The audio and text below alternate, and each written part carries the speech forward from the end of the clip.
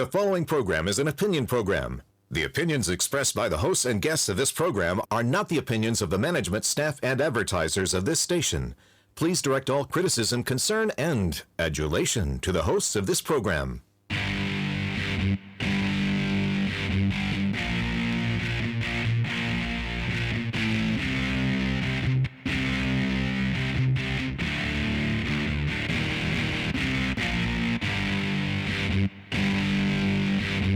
Welcome to Alabama Politics. This week I am Dale Jackson. I'm a radio talk show host. You can hear my shows Monday through Friday from 5 until 9 a.m. on WVNN in Huntsville, from 10 until 11 on Talk 99.5 in Birmingham, and News Radio 1440 in Montgomery. And then for people lucky enough in North Alabama, from 3 until 4 on the UMP. You so get lucky. Another dose of Dale Jackson. With me, as always, Mecca Music. She is the CEO of 256today.com. Smart news for smart people. People don't know this. Mecca and I met at a radio station like 27 years ago or something like this. It's been a while. Where she was reading the news saying, "I'm Mecca Music." It wasn't reading the news. Writing the news. Gathering the news. Reporting the news. She was a journalist. Is a journalist. Best journalist ever. All right, moving on. We have Scott Buttram will be with us. He is the publisher of the Trussville Tribune. We'll talk with him about a couple of things going on there involving their school tax. A vote went down. He wants to talk a little bit about that, so we'll do that. And then I've got a parting shot about some of these weak takes on DEI leaving universities across the state of Alabama. But right now, let's go ahead and get to the 2-minute warning. All right, Becca, let's report the news here for a second. What is not debatable is that the Harris campaign doesn't seem to want to do this debate that's coming up. Over the course of the week, they've been still arguing about these microphones over and over and over again when they were the ones saying, do the debate. You already made the deal. Let's do the debate. These were the rules. Let's do the debate. And now they're saying they've got a problem with the microphones because, as we mentioned before, she wants that I'm speaking moment. But I also think that you're seeing a lot of prognosticators, not pollsters, prognosticators looking at what's happening here, and you are seeing them saying Donald Trump seems to be in a pretty good spot. Nate Silver, the polling predictor guru, Steve Kornacki of MSNBC are just two that I've thought about this week, and a lot of them are pinning some of the switch in momentum here on Harris's interview with Dana Bash, where she brought Tim Walz as her emotional support vice presidential candidate. That's good. Is this, does she want to do this? Like, Okay. does she want to do the debate thing, or is just being quiet what she wants to do? Your take on this topic is that's not a real topic. But I do want to talk about the debate, so let's talk about that. Does she want to do it? Yes, obviously. Okay, I mean, they're all locked in to do it. I understand that, your job is They're still negotiating the rules at this point. I don't doubt that's happening. But, I mean, the debate is happening. It's going to happen. Everybody's locked in. I am so excited for this, to see her, answer questions off a script. I mean, we have been lacking that. To see them both on stage together, this is going to be great. Yeah, we need I more hope of them. everybody. I know. I hope everybody watches this, and you can think, oh, are debates that important? Look at what happened after the last debate. Yeah. Yes, debates are very important, especially in a race this close. Well, that's what they're worried about. And I think that what they were trying to do is force Trump to say, I'm not going to do it. Yeah. And that didn't really work. And they know, as you said, it's very important.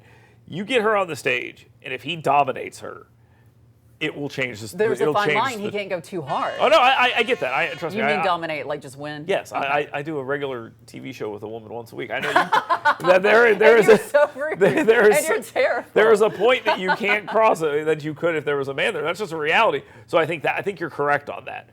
But I also believe she's looking for like one of those big, moments. We've done the I'm speaking thing before. Yeah, but we did. I think that's what she's looking for. It's going to be hard for her to get that with the mics not on. So, and if she does it and it's contrived, people will be like, she's fake. Well, see, and I think that's kind of one of her biggest hurdles, is to come across as genuine, not too scripted. Obviously, Donald Trump is the opposite problem, where maybe he needs to be a little more scripted. Can I tell you what my dream is? I have a dream Tell that me your Kamala dream. Harris is like thinking she's going to pick up Alabama and Louisiana and stuff, and then she decides to go on like a week-long swing between like Moulton and Selma and Baton Rouge, and we get to hear all these different accents all the way around and what that might sound like. What accent does she bring to the debate? There's the real question. Where's it at?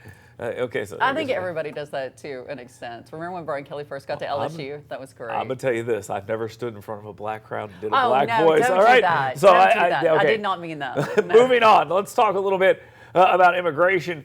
In this state, there has been legal immigration. The Haitian immigration that we have seen at near some auto part suppliers and chicken plants, Sylacauga, Coleman, Albertville. You've seen a lot of this on the news.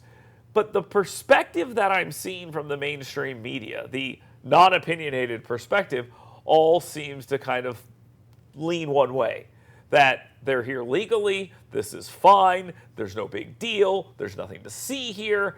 And they start quoting people who are saying ridiculous things at hearings, like they smell. Like honestly, this is something that was said at a city council meeting, and that got promoted. And I'm not saying it shouldn't, because that's a fact. That's what happened, and they should promote those things.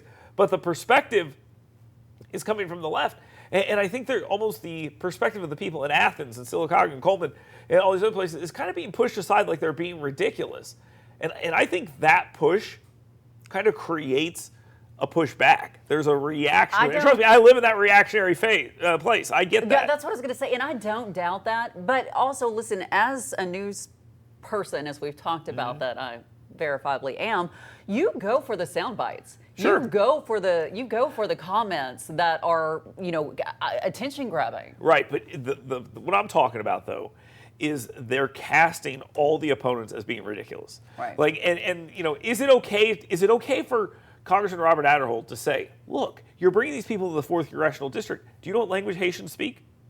They speak French Creole. How many French Creole people in the school system do you think exist? So if you bring in students and things like this who speak that, you are not only screwing them, you are screwing the entire school system, because you have all these other resources you're going to have to bring in here. That's not an absurd position to take. That is just a position that addresses issues you have to address, because you have to address them. Crime in New York, they said in Manhattan, 3 of the 4 people arrested right now are immigrants. So this whole idea that like you don't have this draw on resources for law enforcement and all these other things is false. And acting like the people saying that are being evil is not. They're being nativist. I mean, I have no question about that. They care about their communities. They don't want to see their community change. And I think that's completely fair. I don't want to see my neighborhood change. So are you saying that Robert Aderholt's, reasonable arguments are not getting enough media attention? I don't think they are. Okay. I saw it on a press release. I haven't seen that covered. Okay. And that's really my point here. But what's covered is they smell. And I think that's. I mean, that's meth squirrel. I mean, that's, no, I get it. The way it works. I know. But, if there's I a giant understand your fireball point. outside, we're going to go look at that, as opposed to a guy saying there could be a fireball outside. I mean, we're going to do those things. That's how the world works. All right, moving on. Let's talk a little bit about gun laws here in the state of Alabama. And one of the things I think people need to know when they're talking about gun laws in this state is they are set. Okay, we're not moving in the direction towards more stringent gun laws. That's just not going to happen at this particular point in time. But Mobile Sheriff comes out and says, what if we just have concealed carry permits for people who are 18 to 21? No, you can't have that. Currently we have permitless carry for anyone above 18. Right, and so they want to try to roll that back. Just helping you explain. No, I understand. You like to tell the whole story. I like to tell my story. And that's usually how it works. But one thing I want you to understand here, and this is not you, but the audience to understand, is that Alabama law has removed permits. Okay? Yeah. And by putting them back on, and even when they existed, the guy who's about to go do a gangbang drive-by is not suggesting that, well, luckily I don't have to have a permit for this. I can go ahead and do that. Listen, this was not without controversy when they dropped this. Of course it Besides was. the stream of revenue, numerous law enforcement officers came out and said that, that allows them to pick up somebody. Like if they, stop somebody and they don't have a permit, boom, they're But what are they off stopping the them street. for? Traffic. I don't know. Right. But what I'm saying is, like, that it was not without controversy for us to get to this point. But I do agree with you. It's not going back. Yeah, we're not moving in the other direction. And on that front, look, I'm a broken windows policing guy. I think it's important, and that's the whole Rudy Giuliani idea that you go in, if you see a broken window, you go in and find out what's going on, and you fix everything you can find. And in the policing sense, it's like you charge every crime you can find. If you've got a community where you have high crime, then you charge shoplifting, you charge jaywalking, you charge everything, and you just start pounding people. Honestly, I know it's not going to think people are going to be like, that's not nice, but you pound them until they behave. I mean, that's for lack of a better way of putting it. Okay, but that's there is the a system solution. in place that can keep these people from recovering and leading successful lives. I agree with that, but this sheriff, naive. This is just a naive position because it's not changing. It's not changing at all. All right, let's talk about this. I thought this was a very interesting story. You have... since I'm on camera instead of it just you, I'm going to go ahead. Remember, we talked about this. You could do it all the time if you want. Go right ahead. No, go ahead. But we have talked about this. Like, is there going to be a boost? Well, now we have numbers. Go ahead. Okay, so it looks as if we are seeing a situation where Kamala Harris being on the ballot is actually helping Shamari Figures in Alabama District 2, the newly drawn district by the courts that was drawn specifically to elect a black Democrat. So we shouldn't really be too surprised that having a black candidate on the top of the ticket is helping in that particular race. Joe Biden didn't really appear that was happening, even though there's a heavy Democrat tilt amongst that electorate. But, you know, look at what's happening here. You will possibly see a higher turnout amongst African Americans if Kamala Harris is the nominee, which she obviously is. So it's going to make things better. Now, the numbers, you know, I don't know if it's enough to change anything specifically. No, the poll numbers are vastly in Figures' favor now. I understand that, but Donald Trump is still on the ballot. I think you're going to see a huge turnout rurally.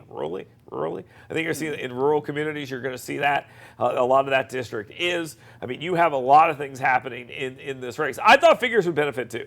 I mean, just because she was going to be on the ballot. And as you've seen, Biden stepping away has benefited every Democrat, including, guess who's benefited a lot? Joe Biden. His approval rating has gone up significantly, and all he's done is gone and lay on a beach. Isn't that crazy? It's all he's done.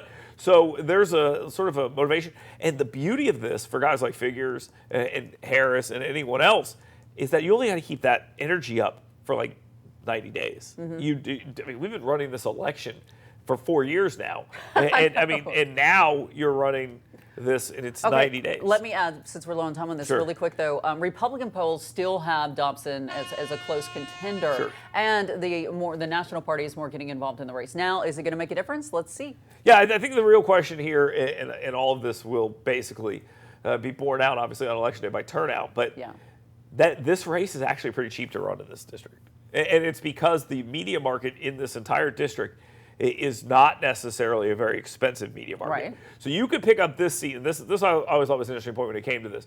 You could pick up this seat for far less than having to go to California and fight for a seat. So you invest a lot of money here, you get one, and it's worth the same as one in California. That might cost you a lot to win. So there's a lot of investments going in this particular part, and it doesn't cost all that much money. All right, Mecca Music here with us. When we come back, Scott Buttram will be with us. He's the publisher of the Trussville Tribune. We'll talk with him.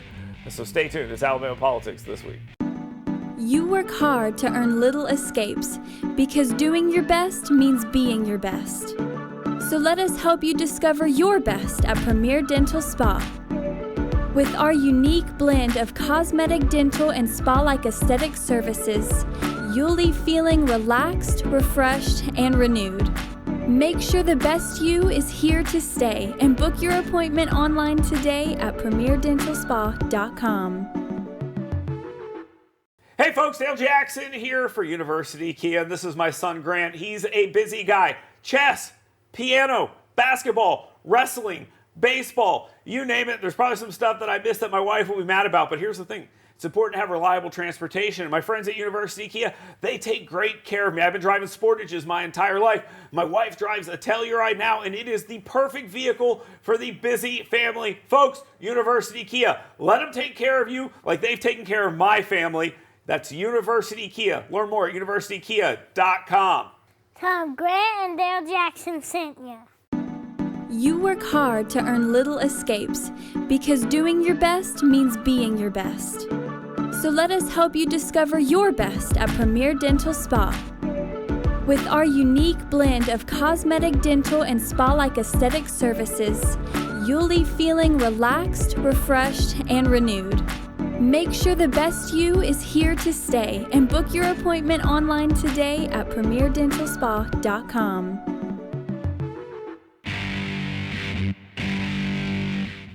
Welcome back to Alabama Politics. This week, I am Dale Jackson. With me, as always, Mecca Music, who is a journalist, as she tells us. I'm Alabama's most trusted journalist, but there you go. We have that. We also have the publisher of the Trussville Tribune here with us, and I wanted to have him on because he reached out to us, now that we haven't had him on the program before, and said, hey, I need to talk to you guys about last week's sales tax topic, where two municipalities said, no, we're good on the sales tax. One of those, of course, being Trussville. The argument I was making, and I'll put this directly on myself before we get into this with Scott, was basically, unless your schools are already good, people are generally not going to give you more money, or unless they see some giant change coming in order to pump more money into your system. Scott has a different argument, and his argument is essentially, maybe that's not the case in this instance. In this instance, maybe the schools are good or / good enough, but the economy as a whole is creating a situation where they vote no on this tax, and maybe, 2 years from now or 2 years ago, maybe it would have been yes. I mean, is that fair to say, Scott? Tell me what I missed. No, I will say, Dale, I think in general circumstances, you'd probably be right, that the better systems tend to get the support from citizens when they ask for a tax increase to support schools, and the poorer systems generally don't. I think there's something at play here, though, and the reason I say that, two of the school systems that voted no to raising property taxes for schools, one was Vestavia, about maybe 6 months or so ago. To my knowledge, Vestavia has never voted against a tax increase for schools. And they're generally considered the number 2 system in the state, right behind Mountain Brook, in terms of proficiency and test scores. They're always at the very top of the state.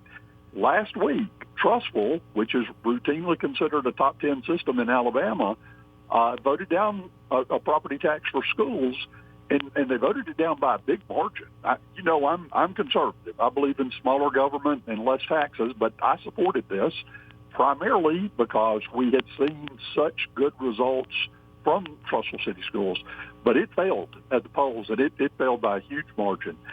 There are a few things that I've been picking up on that I think we might be, I don't know if we're missing it, but it may be a greater problem than we think.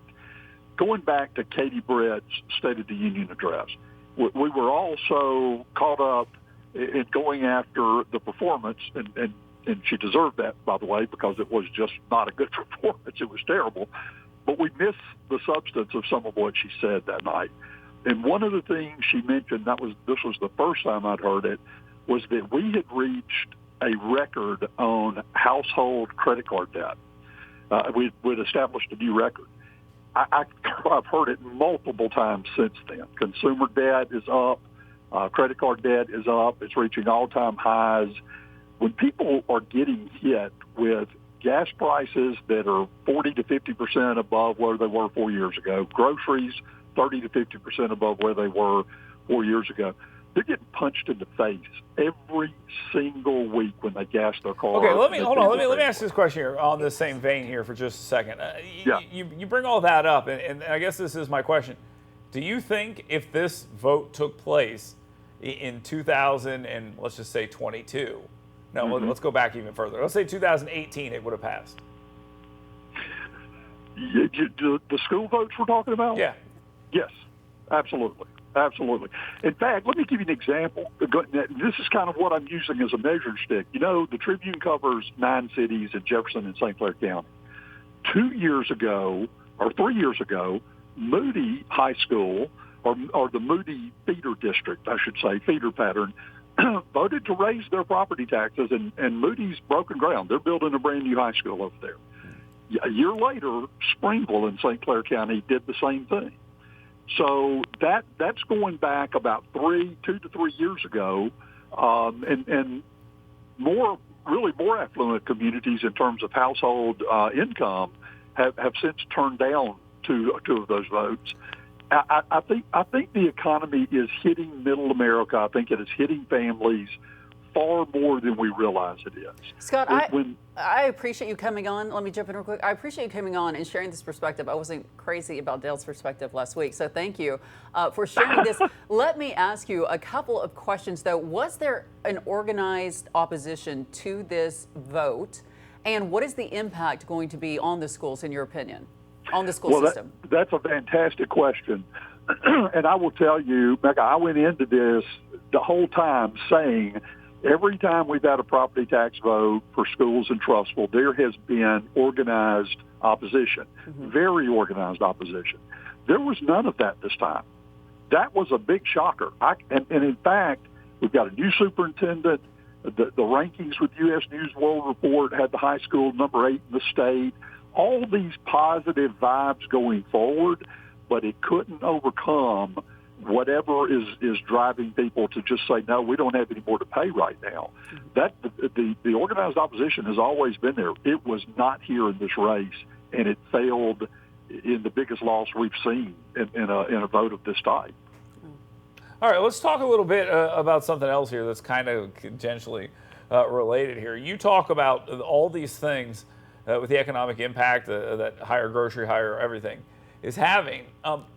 If all this is true, and like you said, there's no massive opposition here, what does that tell us about maybe the upcoming presidential election? Do you have any thoughts on that and how this relates to that particular matter? That's an interesting question, Dale. If we look at a lot of the national polling and even some of the swing state polling, everything indicates it's just locked up. It's neck and neck. It's back and forth. I'm not sure we're getting the truth on the polling. I think when something is affecting families like this at such a core level of having to put gas in your car and food on the table, I think it's a bigger impact out there than we realize. I think if the vote were held next week, I think Donald Trump might win in a huge landslide, because I really don't think they can run and hide from what the economy is doing to families. We're not seeing the headlines we're accustomed to, because the stock market, which is usually a sign when you go into a major recession, the stock market's all tumble, but it's kind of holding its own. 401ks look pretty good, but mom and dad buying groceries and putting gas in the car are not doing good. And that disposable income that was there 4 years ago for the little extras, it's not there. One thing I mentioned to you in a message earlier, Dale, Dollar General stock plummeted 2 weeks ago, and they said that their core customer is constrained. They've got more people coming in the stores, but they're spending less money on each trip. Dollar Tree got hit yesterday with the exact same report. Those are two businesses, especially Dollar General, who is really out there in middle America. They go to the smaller areas. That's their target market. And they're seeing more people come in but spend less. I think the economy is a bigger factor in this election than any of us realize at this moment. Scott, we had talked about this topic earlier, and I just want to get your thoughts on that. Do you think the upcoming presidential debate, have a large impact on this race?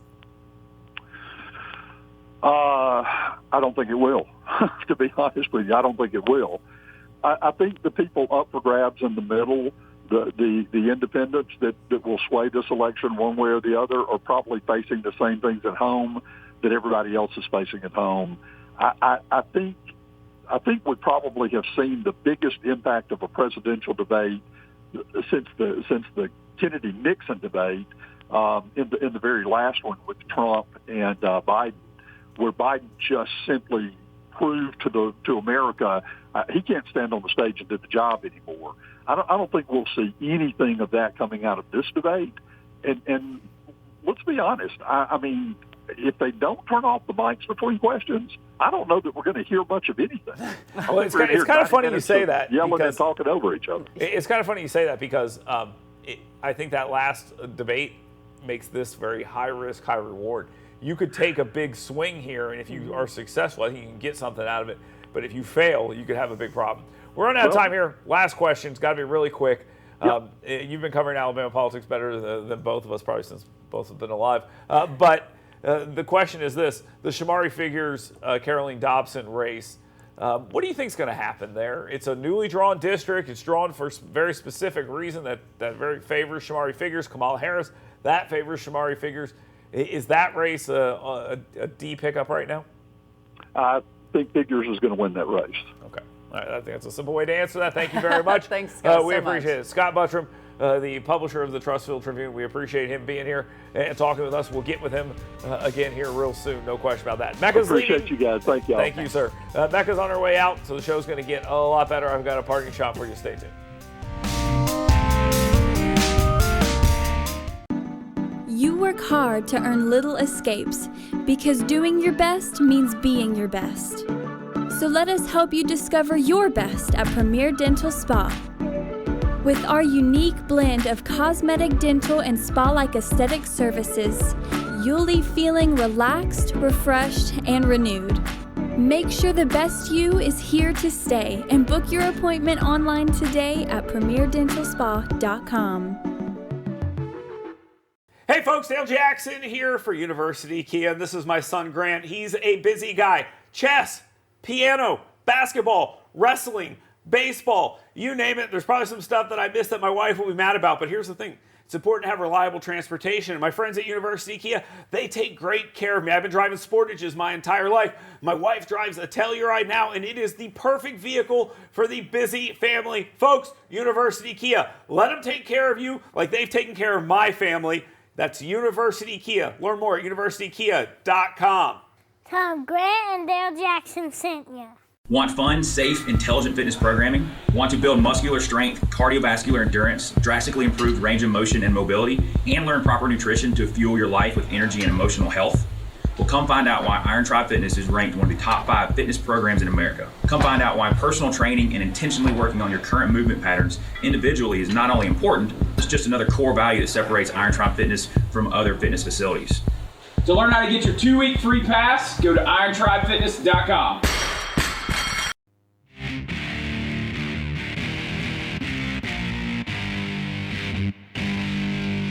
Welcome back to Alabama Politics this week. I am Dale Jackson. Thank you very much for being here. We're about to jump into the parting shot. Before we do, though, let me remind you about YellowhammerNews.com. Go there, sign up for my email blast, the 7 things you should be talking about today. And every single day, Monday through Friday, you'll get that email, and it will tell you everything you should be talking about that day. It's very easy, very digestible. That's at YellowhammerNews.com. Right now, though, let's go ahead and get to that parting shot.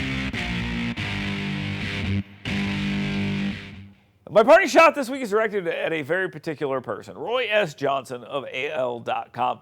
Now, the reason I want to address him is because he wrote a piece this week that covered all the things you expect to hear from a liberal media outlets, more liberal columnist. And this is not the official position of that organization, just him himself. So I wanted to talk directly to him. His argument, of course, as usual, involves mentioning Martin Luther King, George Wallace, Alabama's past, and how DEI is basically putting up a sign at the schoolhouse door that says whites only. And removing DEI does just that. None of that's true. Listen, here's the reality as it stands right now. For over 30 years, and he mentions this, although not knowingly, in his article, there was a black student union, even a queer student union at the University of Alabama. And this was receiving taxpayer funds in order to operate at that university. But what happened is we saw a specific focus over the last couple of years of not only focusing on these identities, but on their missions and using taxpayer funds to push it throughout the schools, not just in their organizations. Divisive concepts was the term that was used, and Roy Johnson suggested that no one knows what a divisive concept is, and the fact is it's laid out in the bill that says you can't do this anymore. And yeah, it's broad, and it took out all those organizations, but it also took out people that he talked about in the article, individuals whose jobs at the university was to work as part of one of these groups to secure state and federal funding for these groups. And this just becomes a self-fulfilling thing, and it became more and more radical. And as that happened, people started paying attention to what was going on, and then we saw all of this go away. Now, it's not because it's 1965. That's not the case. It is, in fact, 2024, but it is because there are people who cannot let that go. Now, these organizations should exist on this campus, and I don't have a problem funding them with taxpayer dollars. The problem is when it started working its way into the curriculum from K all the way through the college process. It got too big, you went too far, and this is the blowback. And instead of acknowledging that, you instead continue down the path after you already lost. That makes no sense. Again, it's 2024. You have to address that and understand that if you're going to have this fight, the way they're doing it right now, not going to work, and that's a bad on them. Thank you very much for being here. Thank you very much for watching and listening to Alabama Politics this week all over the great state of Alabama. We'll talk to you next week.